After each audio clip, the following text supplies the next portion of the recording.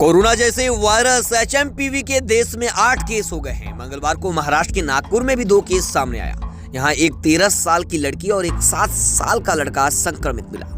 दोनों ही बच्चों को लगातार सर्दी बुखार था।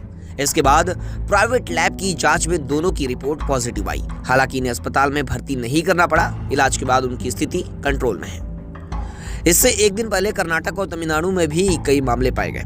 सुनिए इस मामले पर डॉक्टर्स क्या कह रहे हैं।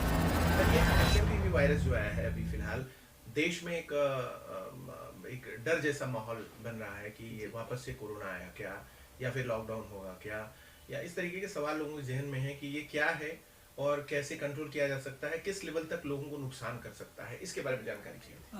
ठीक है। एक्चुअली सबसे पहले तो हम एचएमपीवी वायरस जो है उसका पूरा नाम एक जान लेते हैं। एचएमपीवी वायरस मतलब होता है ह्यूमन मेटानिमो वायरस। न्यूमो मीन्स होता है लंग, एक सादा भाषा में समझाने के लिए। ये वायरल डिजीज़ है, लंग को इन्फेक्ट करती है, हमारे अपर रेस्पिरेटरी ट्रैक्ट जो बोलते हैं उसको इन्फेक्ट करती है, उसको इन्वॉल्व करती है। ये कोई नया वायरस नहीं है। ये 2001 के आसपास इसका पहले इस वायरस का स्ट्रेन मिला था। और अभी ये न्यूज़ में इसलिए आया है क्योंकि चाइना में इसका आउटब्रेक हुआ है।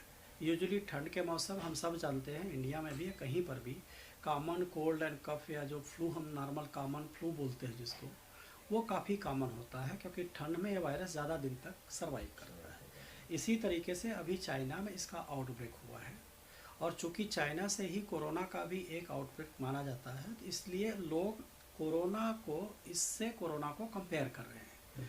कोरोना में हम सब ने देखा कितना डिवेस्टेटिंग था, कितना ज़्यादा मॉर्टिलिटी हुआ था, कितने लोग एडमिट हुए थे, बहुत सारा दिक्कतें कोरोना में आया था, लॉकडाउन हुआ था, लोगों की सर्विस से लेकर हर एक चीज़ अफेक्ट हुई थी। इसलिए वो डर लोगों के अंदर अभी भी है।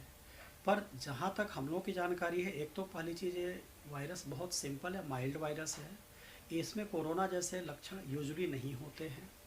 सिंपल कॉमन कोल्ड जैसा ही है। ये सेल्फ लिमिटिंग है।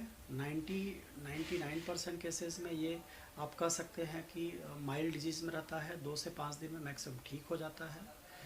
कुछ एक मरीज ही ऐसे होते हैं जिसमें सीरियस हो सकता है, जिनको कि पहले से कोई दिक्कत है। जैसे बहुत छोटे बच्चे हैं, लेस देन 5 ईयर्स हैं, उनका रिजर्वायर कम होता है, या काफ़ी ओल्ड है, 65 ईयर्स के ज़्यादा हैं, या जिनको पहले से प्री एग्जिस्टिंग कोई लंग का प्रॉब्लम है, जैसे एम्फाइसीमा है, ब्रांकाइटिस है, ब्रांकियल अस्थमा बोलते हैं, या कैंसर के मरीज है जिनको इम्यूनोसप्रेसेंट दवाएँ चल रही हैं, उन्हीं में सीरियस हो सकता है। ज़्यादातर लोगों में 3 से 5 दिन में यूजुअली खुद ही ठीक हो जाता है, सेल्फ लिमिटिंग होता है।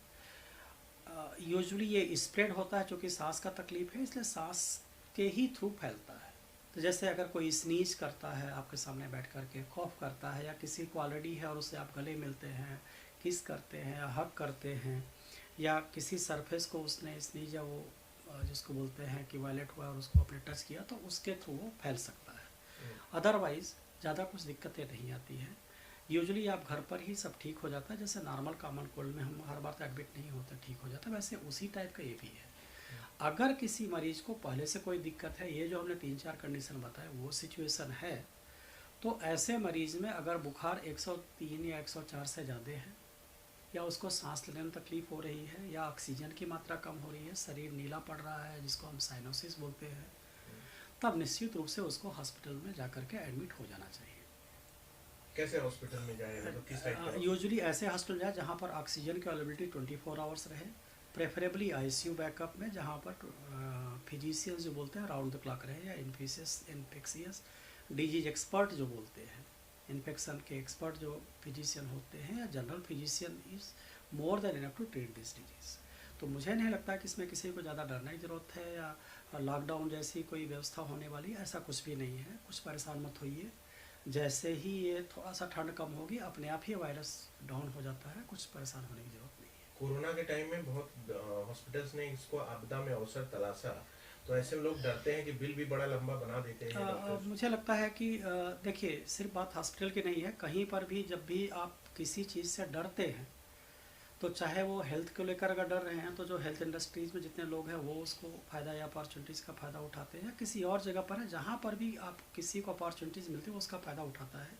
और इसी कारण मैं आपको बता रहा हूँ कि पब्लिक एट लार्ज या किसी को भी इस बीमारी से डरने का ज़रूरत नहीं है। तो इसमें प्रिकॉशंस लीजिए। अगर किसी को सर्दी खांसी है तो बेहतर है कि मास्क लगा लीजिए। अगर आपके सामने वाले को भी है तो कुछ एक दिन अगर आप मास्क लगा लेंगे, जब आपको सर्दी खांसी है, स्नीजिंग हो रहा, कुछ हो रहा तो लगा लीजिए। अपने हाथ से ज़्यादा आप एल्बो का इस्तेमाल करिए अगर तुरंत आपके पास रुमाल या हैंकरचिप नहीं है। That is more than sufficient. पानी अच्छा खासा पीजिए, बॉडी को डिहाइड्रेट मत होने दीजिए, हेल्दी खाना खाइए। और हम लोग तो इंडियन है, साग सब्जी खाते हैं, कोई दिक्कत नहीं है, ज़्यादा घबराइए मत।